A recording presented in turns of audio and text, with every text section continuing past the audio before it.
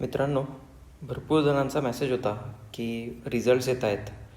So balance शीट्सचा study करण्यासाठी AIचा use करून काही करता येईल का?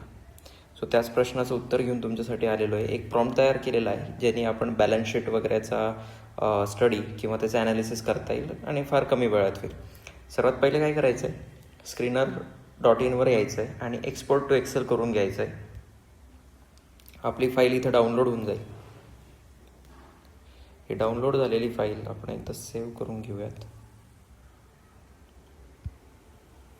फाईल डाउनलोड झाल्याच्या नंतर दुसरी गोष्ट करायची ती म्हणजे पिअर कम्पॅरिझनचं आपल्याला एक स्क्रीनशॉट घेऊन घ्यायचा आहे.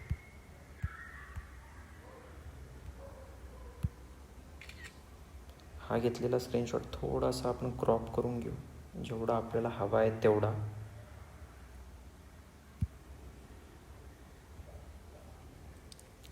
आता याच्यानंतर काय करायचं आहे, फार सोपं आहे. तुमच्या क्लॉडवर यायचं आहे.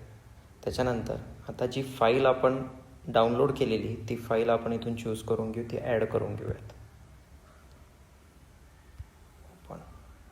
आणि त्याच्यानंतर दुसरी गोष्ट म्हणजे आता आपण जो फोटो घेतला होता स्क्रीनशॉट तो पण ॲड करून घेऊयात.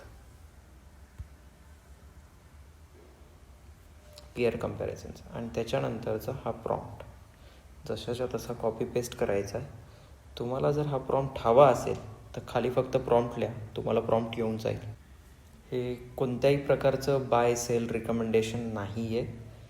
हे फक्त आपला ॲनालिसिसचा टाईम कमी करण्यासाठीचा आपण AIचा यूज करत आहोत.